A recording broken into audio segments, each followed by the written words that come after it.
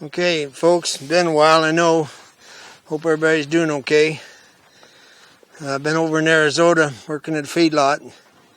Saludos a mis amigos allá en Arizona. Son muy buena gente. Gracias por el tiempo que tenemos. Larry here needs to learn groundwork off of a feel. And something I've learned about this groundwork thing, because I'm a student and I learn from every horse, is that you can overdo something and it becomes negative instead of positive. So what I'm getting at is where I need Larry is where when I just give him a direction and ask him, he's going to leave off of a feel. Okay? The reason I'm going to have to raise my right hand and get my rope busy is because of him moving off of a stick. And what you got to know is that he'll always throw his hip out. And I need the horse round. I don't need him walking around on his front feet. So I'm going to fix that. And I guess my point is there's groundwork and there's groundwork. And I'm going to show you what I mean. Now we've all heard of a carrot stick, a progress string. This is a broomstick and a hay string. So it can be used as a tool or a weapon. And if it's used more for a weapon, what I've noticed riding him is he doesn't have a whole lot of feel. In other words, he doesn't connect to me just trying to talk to him through my skeleton or just an idea. And I think it's because after too much of this or too long, they grow dead to feel. And I just, that's my opinion. So when I put this out here, and I need this horse to react, I don't have what I need. In other words, if a human's standing here, then the hindquarter's constantly leaving. And I can't get the horse round. So if I walk with the horse and get it going and keep bringing the head back, then what's going on, if you watch the tip of that ear, is it's focused on this high-grade broomstick. Now, these are $19.95 in case you're interested. And anyway, back to reality.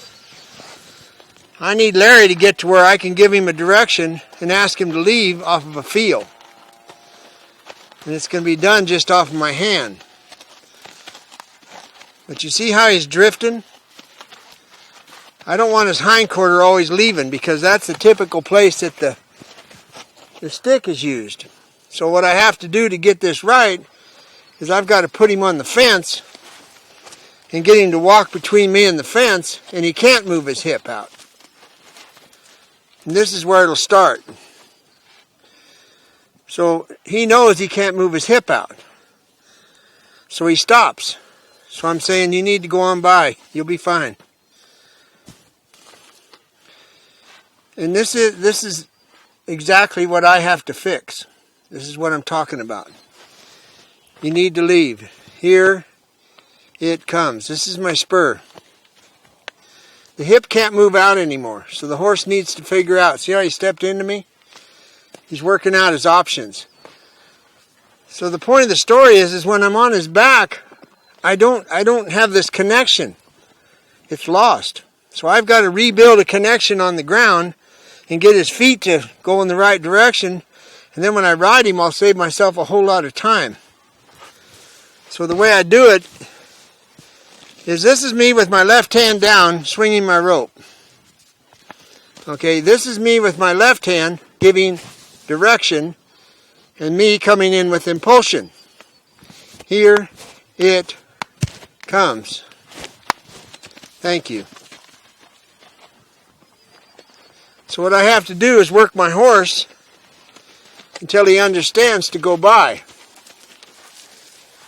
Now this is all just theory by me, but if you'll notice, that time he went by really well on the right. Well, most of the human's time is spent on the left. And I believe that's why he's hesitant. Direction, impulsion. Here it comes. Here it comes. That's what I'm up against. Well, the good news is I'll be making a hell of a bunch of videos off of things I got to fix. And when I first started this, I mentioned the groundwork, and I said we're going to get by in spite of it. Well, I wasn't kidding. Direction, impulsion.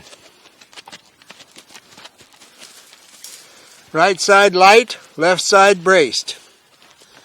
Here it is, horse. Thank you so much. All it took was for him to understand that he could make it.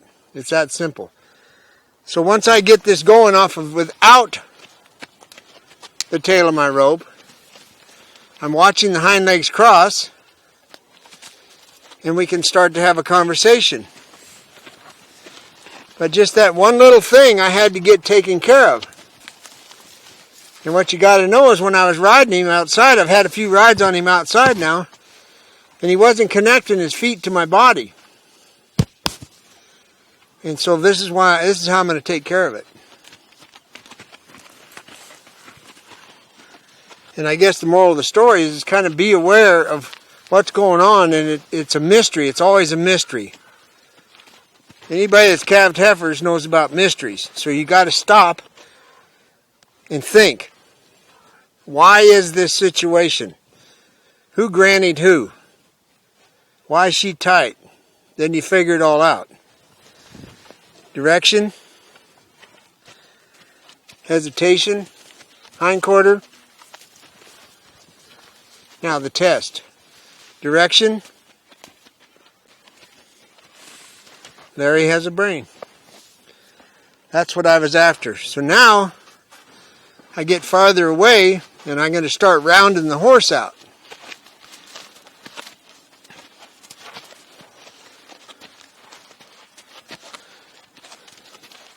He knows the hip can't travel that far. My job is to keep his feet moving and let him work it out. There. Now, I know it's subtle, but please notice that now that he's made it with the fence as an aid, I'm not using the fence over here because he knows he doesn't need to get away from a stick. All he has to do is move his feet. So there's a tool and there's a weapon. Don't get him confused. You need to leave. You need to stay with me.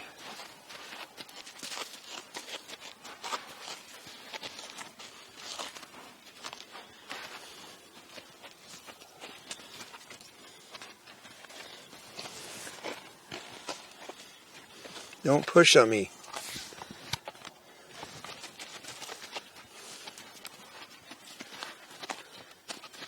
Now, just so we're clear, so it'll help you understand if you're having hell on the ground with something, I'm going to get my broomstick, which I think is kind of a catchy title. And these come in blue, yellow, and white, the string.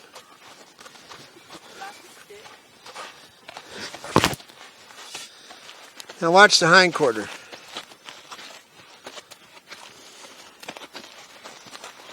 See where it's going?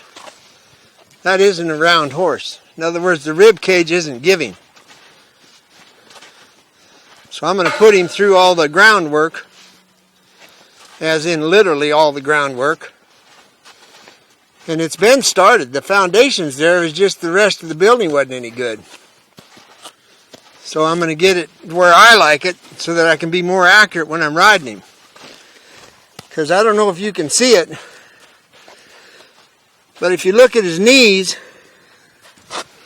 right there, now this is a trail riding extraordinaire horse, mind you.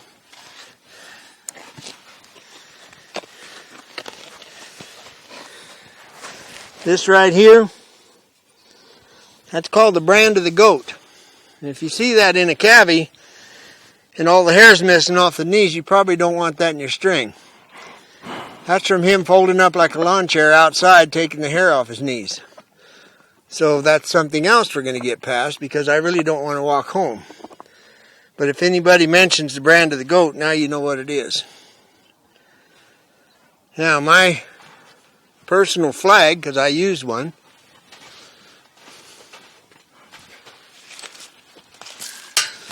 this is pretty high tech. Any of you that have lived through sitting in the parking lot at Walmart know that this is a Walmart tarp. You cut a corner off with the grommet. This lasts, depending on what you do with it. This is an antenna off of what we used to call a dune buggy. Now I think they call them sand rails, and I don't know.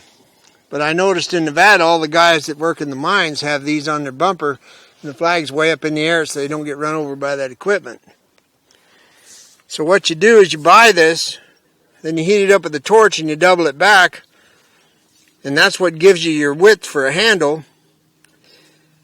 If you want to go high end, you put vet wrap followed by electrical tape. And this end is what's important.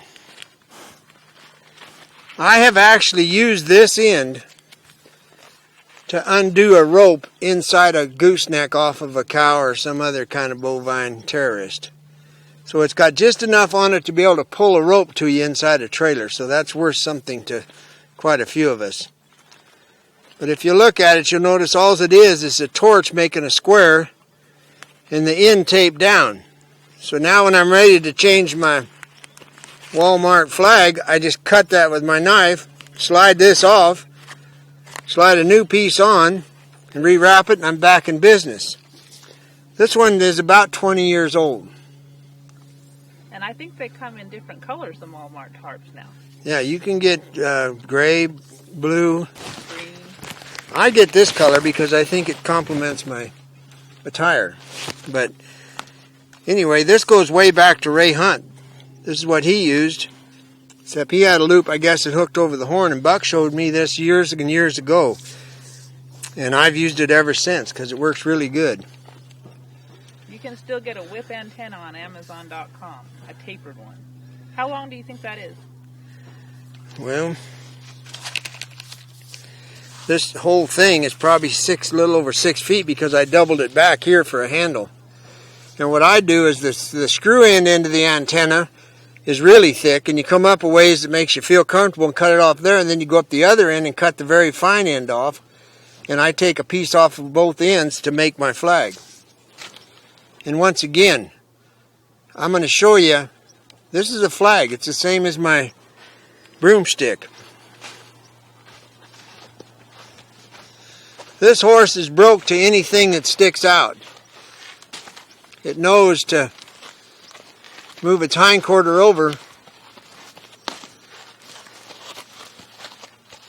and its ears, it's watching the flag. It's not paying any attention to me. And that reminds me on groundwork, personally, I don't walk with a horse when I teach them groundwork. I plant my feet, and it's their job to go around me. And what I'm doing is setting them up for the Hackamore or the snaffle. So I can bump their head and bring them in. Now he's going to eventually straighten out because he'll find out I don't have a stick. But what I want you to see from right there is that he's breaking right here. I want him to break right here. So that's the time I have to spend of groundwork to get this horse round like that instead of breaking here. I don't want that. Well, that's going to go away as I do things like side passing, because he's not allowed to bend his neck then. When this is over, it's done with an open hand.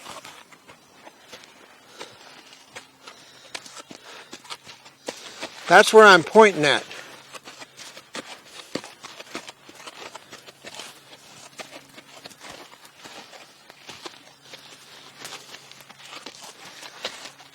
I got to tell you, the foundation was put here. I just don't like the way it was done.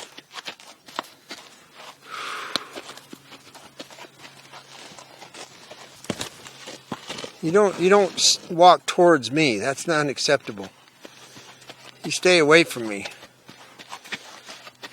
Now when your hand, my left hand for example, comes higher than my belt, it means impulsion. If it stays below my belt, it's not a threat. To switch hands, you put the end under the other one. I've watched people tie a diamond hitch just standing here trying to figure out how to switch hands.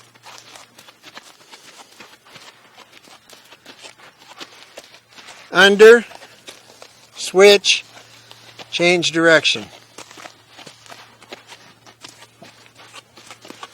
All I got to do is convince this horse there's no stick involved. You don't need a flag. You don't need a stick. He needs to get over the stick. Okay, you all know Chinaco by now. And I think I can demonstrate just a small piece of what I'm talking about as compared to Larry. And what I'm going to show you is that Chinaco doesn't seem to be that much worried about what's going on, and he's fine with his feet moving. And I'm able to put him, without him bending his neck so much, I'm able to get him a little rounder.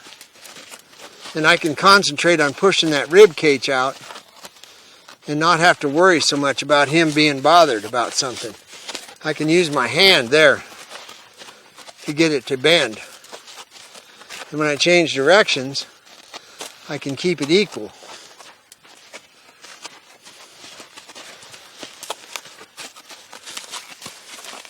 That's the difference between the two horses. And I guess my point is that he can, I could use a flag on him anytime I needed to. Well, Deb did the groundwork on him, and she's got him to the point where he doesn't really need a flag.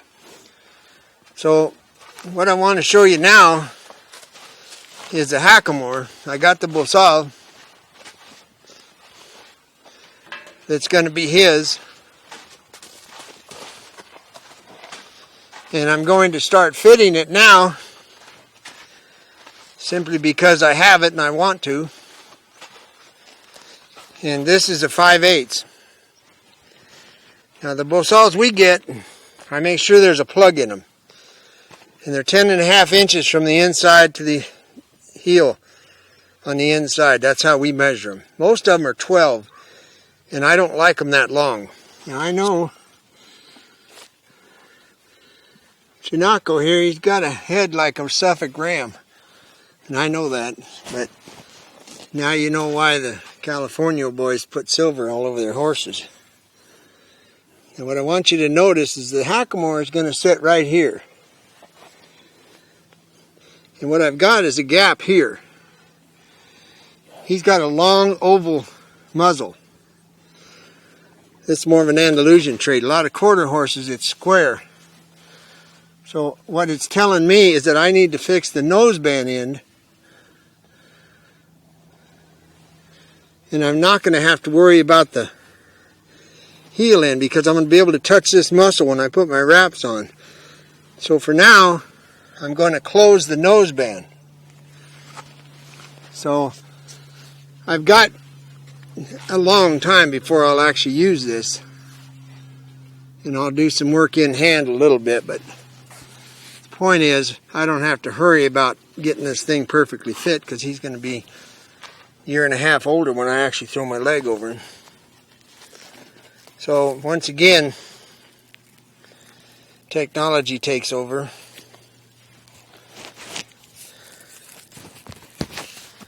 And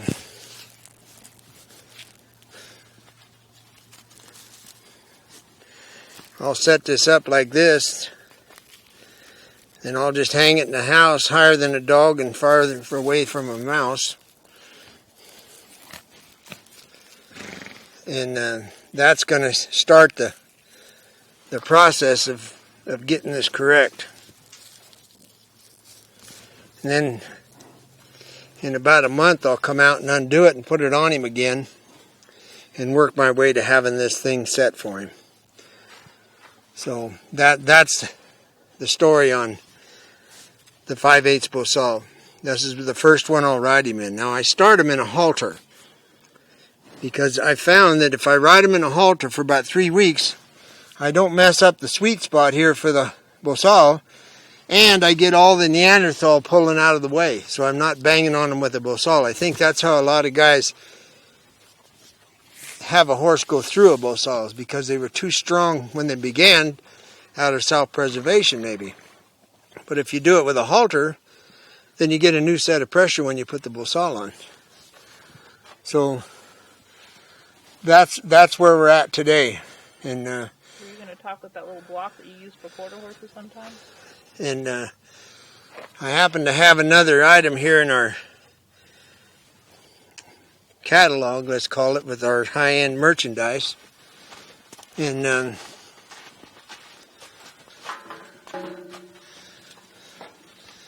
this is called the Hackamore Heel Stretcher. I used to call it a block of wood, but that didn't sell real well, so this is what you make.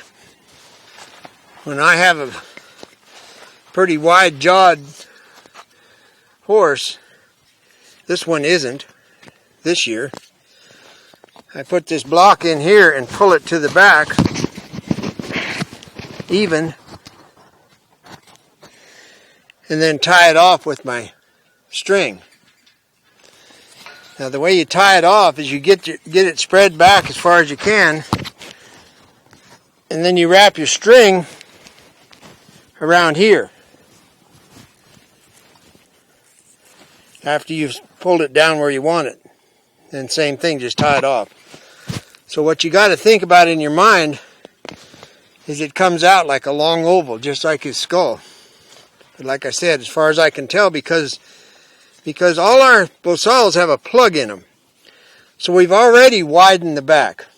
When they're tight together, you're almost guaranteed to have to widen the back. But that, combined with the way his skull is made, this is not going to be a problem, I don't think, because my wrap's going to end up right about here. I only have a couple wraps on a Bosal when it's correct. If you have 8 wraps, and the heel's hanging like this, and when you pick it up and drop it, it's like dropping an anvil, you do not have a good setup on your Hackamore. That's one of the reasons of the Feodor. It's like a throat latch to hold this up. Well, we've made them shorter, and we don't need it. All right, I think that covers that, and thank you. And oh, that reminds me, if there's any way in hell you could like me, that'd help out. Thank you.